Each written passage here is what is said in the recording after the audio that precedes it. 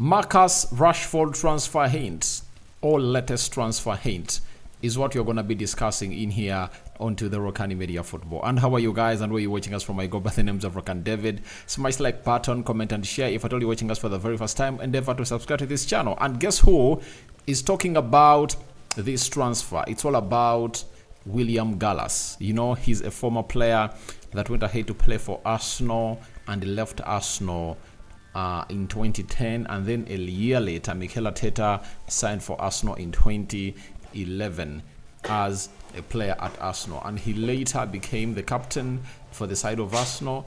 That is Mikel Arteta for you. So smash the like button, comment and share. If at all you're watching us for the very first time, endeavor to subscribe to this channel so as not to miss out on stories that we do upload in here on a daily. We are going to be talking Romeo Lavia and you know, Romeo Lavia. We're going to talk about Carl Palmer in there for you. And there is another player that we're also going to be discussing about is Sacha Boey. Arsenal fans know him very well. He has been linked to Arsenal for some time, and we're here to obviously bring you the latest news and information as far as all of this is concerned.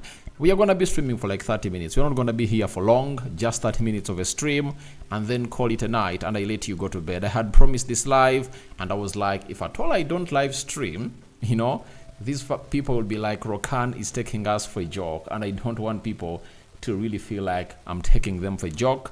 Yet we are into serious business. Let's see close to 100 likes. Smash on this video, and don't forget to subscribe to this channel so as not to miss out on stories that we do upload in here on a daily. And I think tomorrow, with effect from today, you know, we'll be having a live during day and a live in the night.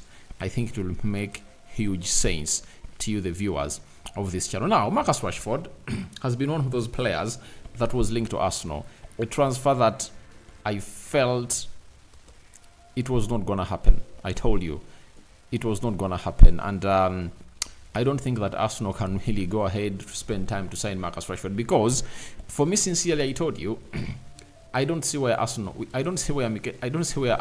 fits in that side of Arsenal. I was really having that, and I'm really asking myself, where does this guy fit? That is the huge question, because if you're having Trossard, Martinelli, there is Gabriel Jesus, I think all of those players are really better than him. You know, they are younger than him, and I don't know why he's really one of those that was linked to Arsenal, you know. But William Gallas has his own narrative. You get the William Gallas, the Marcus Rashford to Arsenal William Gallas narrative, right?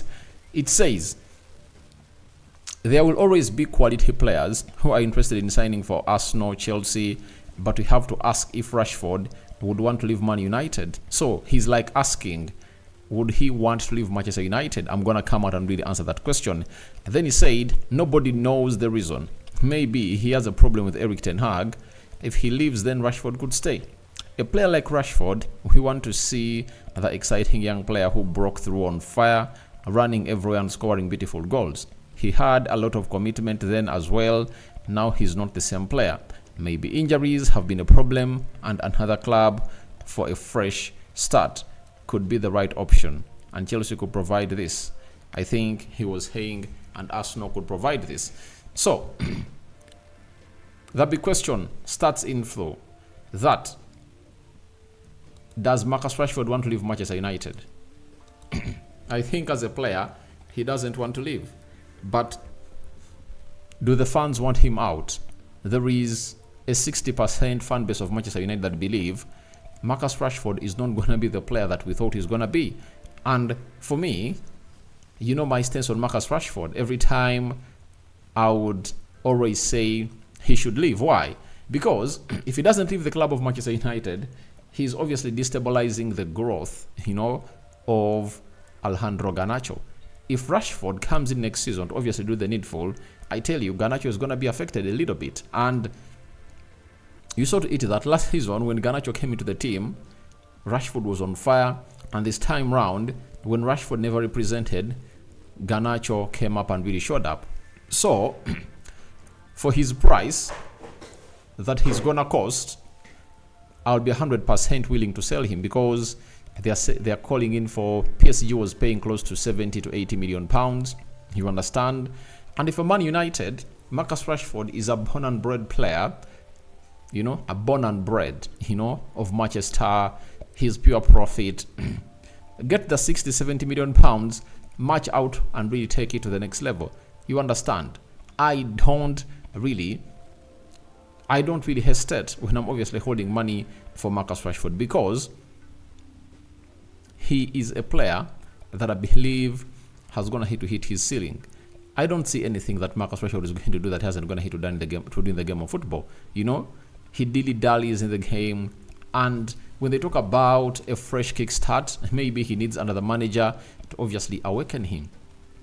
I don't find him as that player who really is going to really hit the ceiling that we thought he could be, like to step on the podium of the Ballon d'Or, maybe even to win one day. He's not that kind of player that I think he's going to be. And when you look at the race of players coming in through from the academy, Garnacho's going to hit to coming through. And I'll tell you, I would play Garnacho ahead of Rashford on any day. So, the question of him leaving, I know him as a player. He wants to prove himself again at the club of Manchester United. But I don't find him really exciting as we thought he would become 4 or 5 years back as a player for the club of Manchester United. So, Arsenal fans, if you want to go for him, come in, put in the money, and I think United can sell him because he has been inconsistent. And the big profit that you get is that he is the hugest shirt seller for the club of Manchester United. Maybe he won't walk away with most of the fans of Manchester United, but he'll bring like maybe 50,000 fans to obviously buy shirt sales for Marcus Rashford. And I know he's English, and Arsenal are really lacking what we call the home-based players, because Arsenal is set to lose very many home-based players. Walters is leaving. Sorry about that. Emily Smith-Rowe is expected to leave. Reece Nelson is expected to leave, and Eddie Nketiah is expected to leave, meaning that Arsenal are losing 4 homegrown players, and all those players are really English. So Arsenal has to do the needful to obviously bridge that gap, and I won't be surprised if at all Arsenal go in for an English player that is really unexpected or being linked to them, because they need to obviously get in homegrown players, because you need to be having, is it 15? I think you need to be having 15 out of the 30-man squad, but 8 of those are supposed to be into your main squad, and these others are supposed to obviously go on and really do the needful. When you look at the squad of Arsenal, the homegrown players they have, Kivio, Saliba, Benjamin White, Declan Rice, Bukayo Saka, who else? Then you add on Eddie Nketiah, Emily Smith-Rowe, Reece Nelson. So that makes the 8. You understand? I think even Martinelli is homegrown because he made his debut before the 21st birthday. I think he's homegrown. So those are the homegrown players that Arsenal really having. Nwaneri is also there. And if at all they happen to lose out 2, they need to obviously get in others. That's why you see to it that they might hold on to some players like Emily Smith-Rowe to obviously bridge that gap of what we call the homegrown players. But for Marcus Rashford, I'll tell you, I would give him to Arsenal on any day. He has gone ahead and asked a question that maybe he has a problem with Erik ten Hag. I've gone ahead and really stressed this on several occasions that Marcus Rashford has no problem with Erik ten Hag. Why?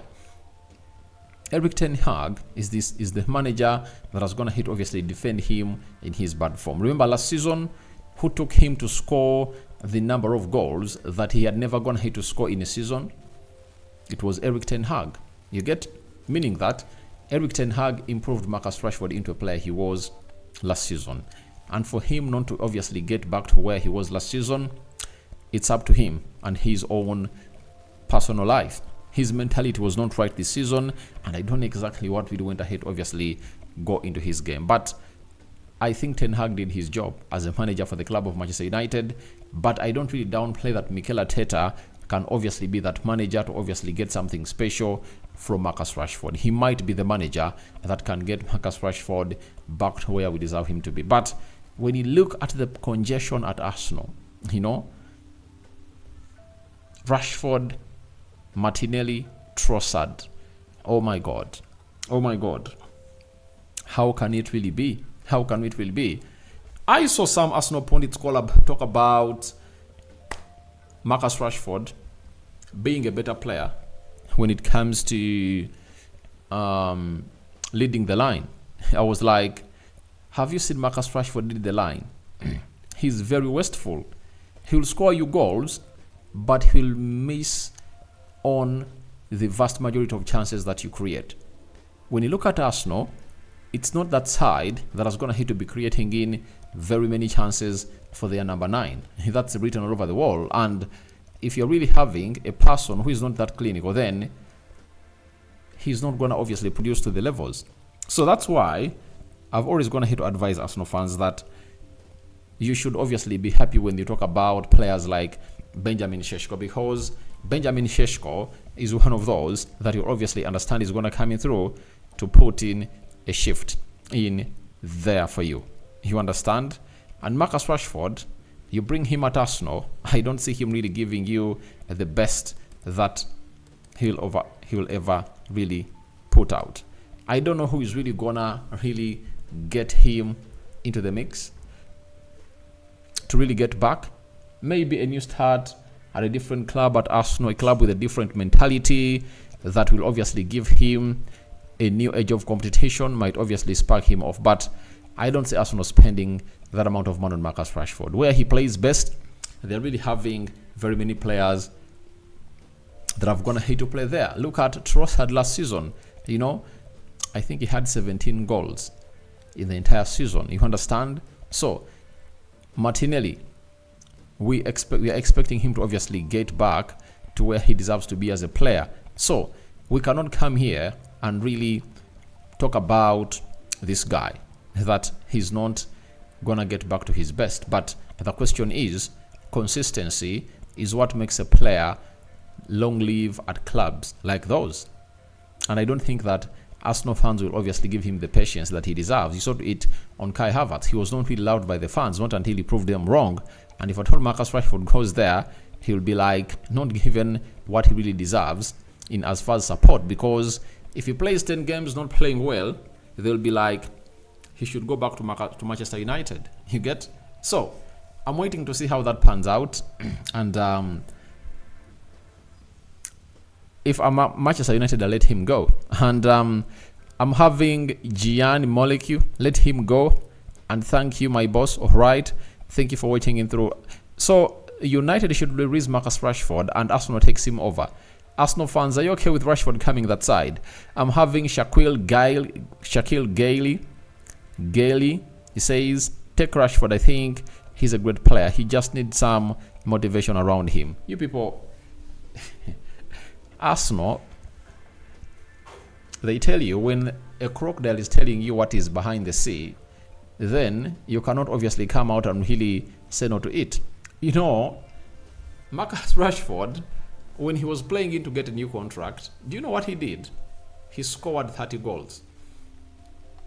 Even when his contract is signed in 2016 until 2019-2020, when it was expiring, Rashford scored a record number of goals for himself, 22 goals.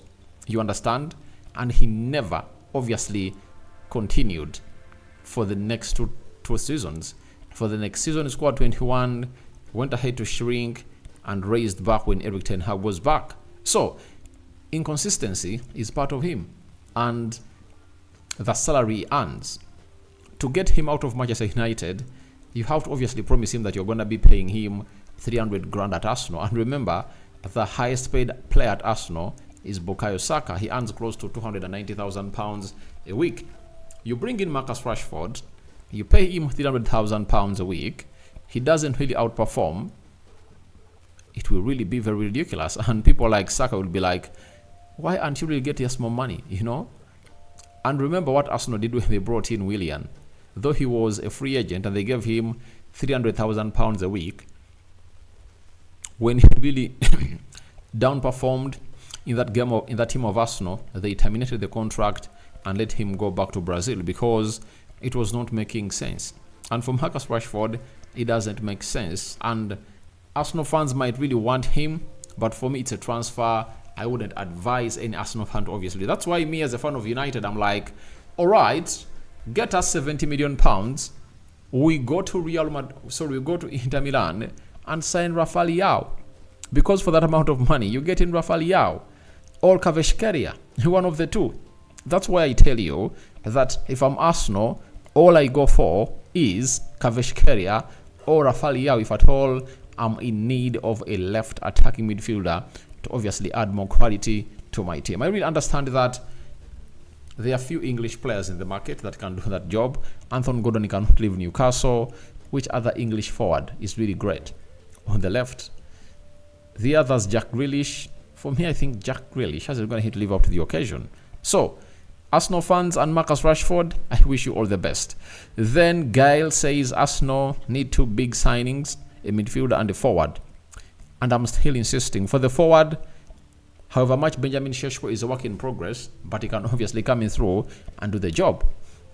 If Arsenal can have a striker and have his debut season like what Rasmus Hojlund had, 17, 16 to 20 goals a season, I think that will be a striker that will obviously make Arsenal really do the needful into their competitions, you know.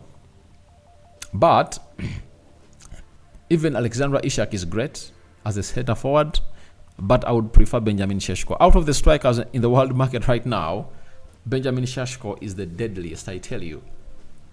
Wait, when they are playing against England, I think the same group with England in what we call the Euros 2020.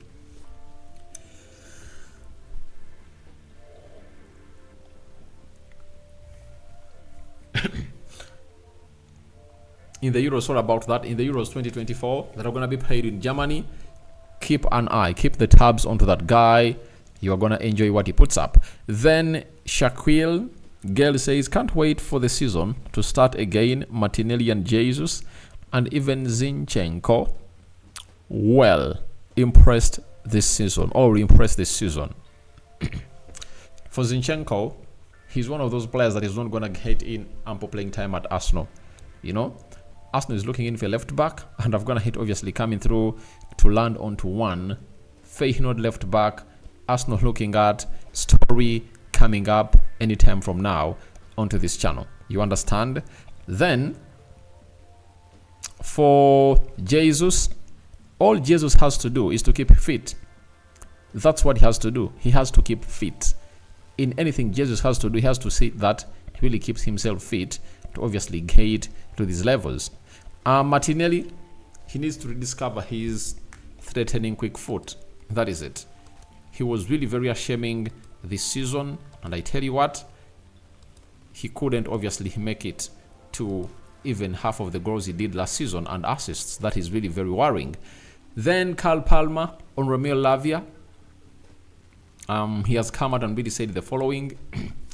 One person I've played with who is good is Romeo Lavia. We've not seen him this season because he's been injured for a full year, but I think he's on that. When he gets playing, everyone will think he's really good. Now, where did they find themselves to play the game of football? At Man City Academy. Remember, Romeo Lavia was recruited by Man City after Kevin De Bruyne organized like a tournament of young stars in his home area. In Belgium, he invited Pep Guardiola well on holiday, and guess who Pep Guardiola pointed at? He said, I was impressed by the qualities of Romeo Lavia. They brought him at Man City. After they brought him at Man City, obviously, it happened to be one of the most important players, but he couldn't obviously get to the team. But he impressed the side of Southampton. They sold him there for £20 million. And then Man City had a sell-on clause of 20%. And him being sold to Chelsea for £65 million, it saw Man City pocket £13 million for the sale of this guy. So in total, they obviously got close to £35 million for Romeo Lavia. Pure profit from an academy graduate. So Carl Palmer is like hailing the way this guy is good and how he plays. And I tell you what, he has that touch of brilliance. I tell you, he's a very brilliant player that you obviously want to watch as Romeo Lavia when he comes in through. They play together at Man City. He knows to eat that. Chelsea missed out on him. And that's why I tell you that if Chelsea can say their manager Enzo Maresca get the best of formation out of these players and they're really performing hugely, then Chelsea might be one of those teams to beat next season. In that midfield, if they happen to get Romeo Lavia, Caicedo and Enzo Fernandez to play well into that team, then they are going to be a hard nut to crack. Let's all admit, and they are really going to be hard to beat. So we are waiting to see how those two are really going to be really performing. But Carl Palmer has been exceptional. 21 goals in the Premier League. 9 of those were penalties. 12 coming through from open play. But he's really an exquisite player and his performances are really next to none. Then when we go to the kicker, they've told us that January signings, Sacha Boey and Brian Zaragoza are expected to get a new chance under Vincent Kompany. The Belgian coach knows Boey, appreciates his qualities and had previously wanted to sign him for Burnley. The people in charge also believe he can prove that he is Bayern level. As for Zaragoza, after a 6-month registration period, he's now set to take the next big step at Bayern Munich. The Spaniard is in the club's plans and is currently not a candidate for sale or loan. Internally, it's said that he's a player who needs to feel trust to perform. So, if you get in a new manager like Vincent Kompany, what he has to first do is to give every player a chance through the preseason, and then he'll come out and assess them and say, no, I don't know that player, I need so and so. But Sacha Boey is a very good player, though he only played 1 game for Bayern Munich and saw himself get injured. Even when he returned, from the injury he had, he just trained for like a week and went back. Is he turning to be an injury-prone player? I don't think so, but they'll obviously get a chance under this guy. Tell me your thoughts about Rashford, Arsenal transfer latest in the comment section below. For everyone who's been part of this channel,